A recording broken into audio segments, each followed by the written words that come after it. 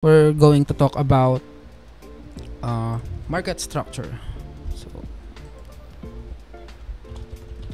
sobrang importante nito si market structure. Mahalaga siya kasi ito yung magiging basis natin para mas madali nating ma-identify yung galaw ni market. So, we have three types of market. So, yung una is okay, this one. Yeah. So, yung una is yung bullish market structure.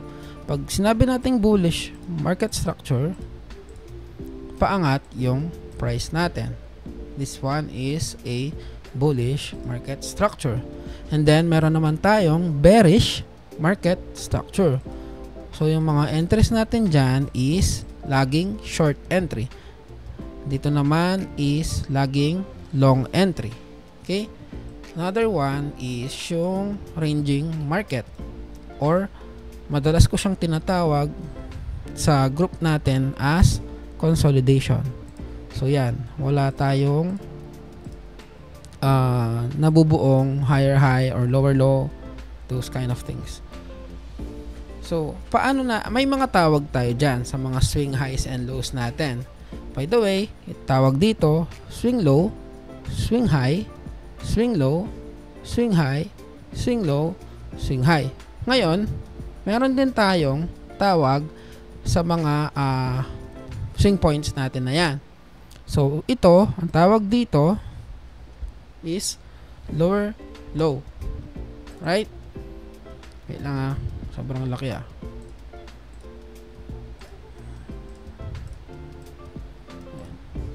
And then dito, ang tawag niya is higher low. Bakit siya higher low? Kasi mas mataas siya dun sa previous low, kaya higher low siya.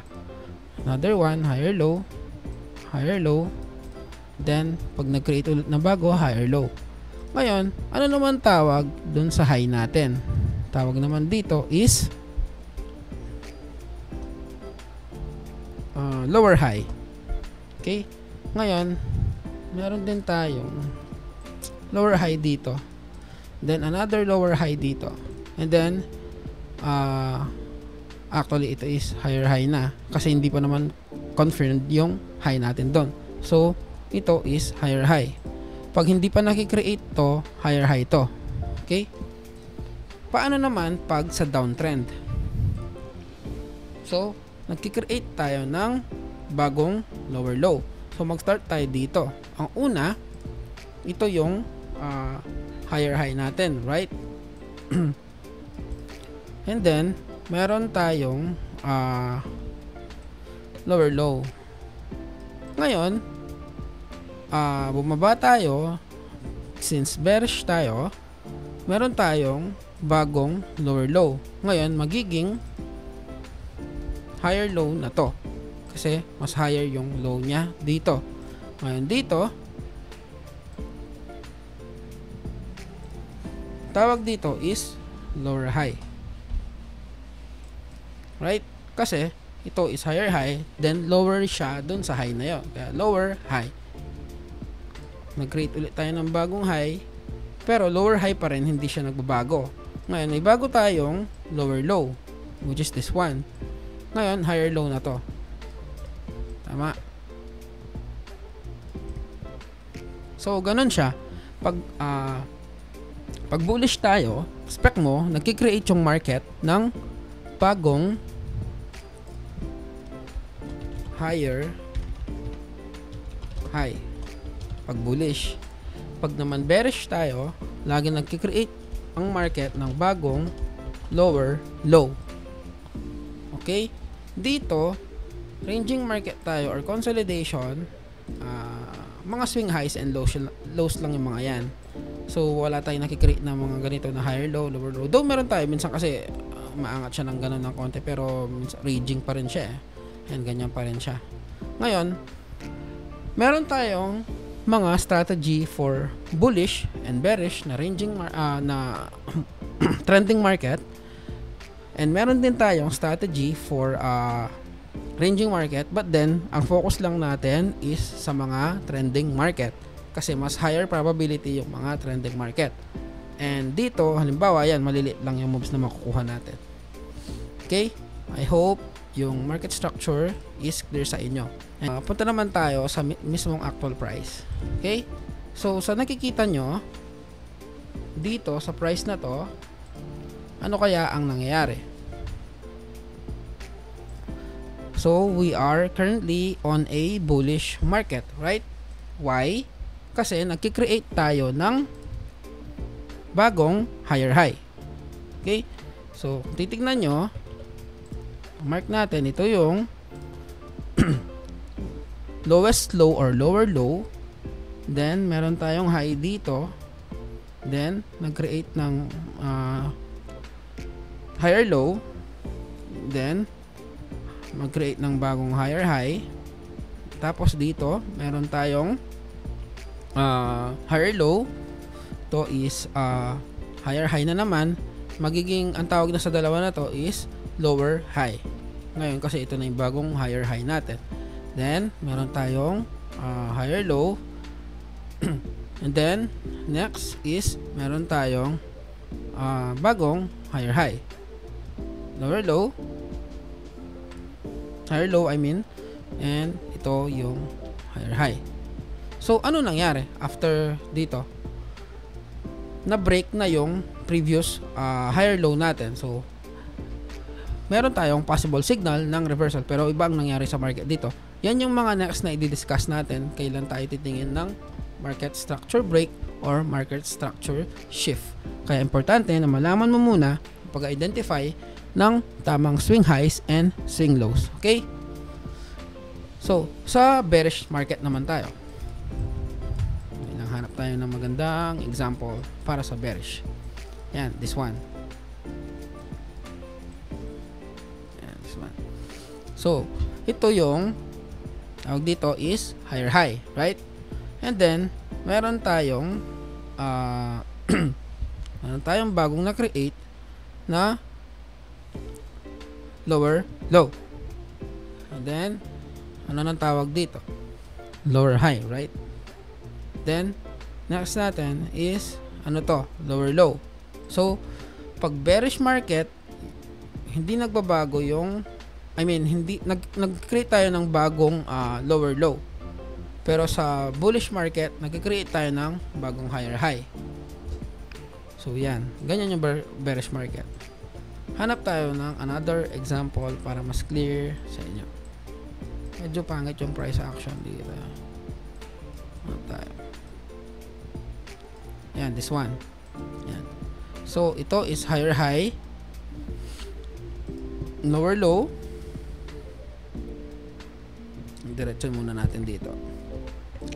Higher high, lower low, lower high, lower low. Ano to?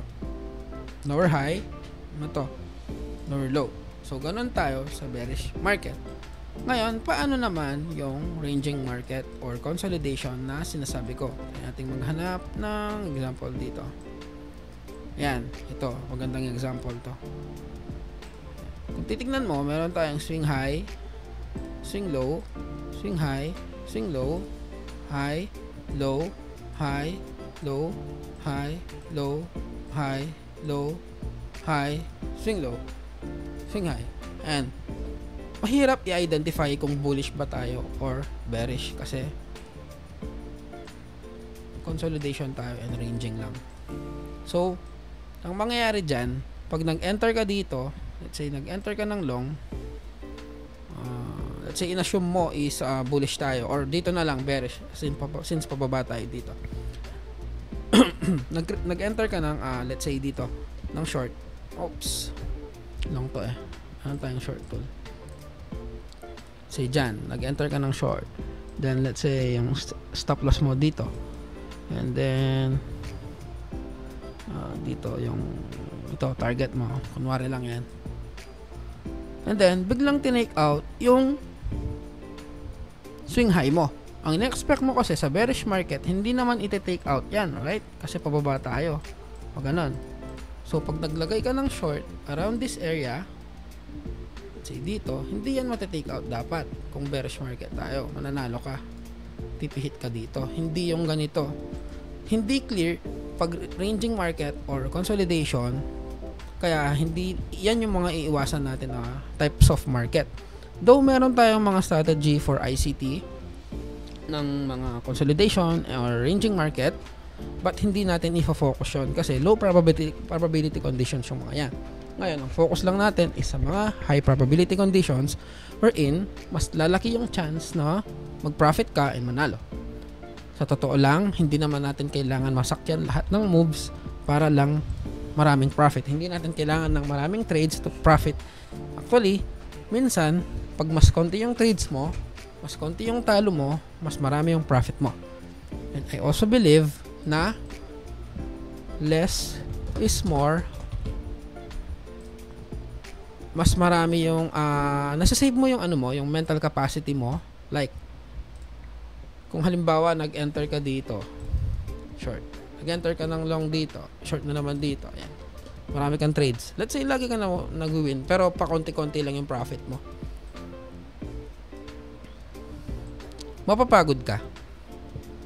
Instead of nag-focus ka sa mga trending market natin, like this one, hindi pala yan. And this one, nag-focus ka dito sa ganitong types of market, mas malaki yung profit mo. Let's say, naka-enter ka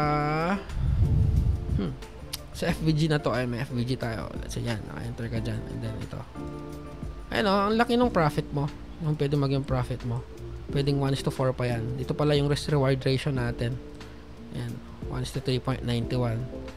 Yung risk-reward ratio, ayan, 1:3.91. So, ang laki ng profit mo. Though, ang focus lang natin is 1:2 sa strategy natin for higher win rate and para ma-save din yung discipline mo and yung tinatawag nating psychology. Mas makaka-help sa inyo yung 1:2 as a beginner. Maybe in the future, pwedeng taasan nyo yung risk-reward ratio. But then for now, focus ka lang sa 1:2. Kahit nakikita mo na yung clear target around this area, kasi kung matitignan mo, merong mga liquidities dito. O ayan, mga failure swings. Pwedeng i-targetin mo yan hanggang dito. Ayan, itong low na to. Ayan. Win ka pa rin. Right? So, ayun. Yun yung topic natin for market structure.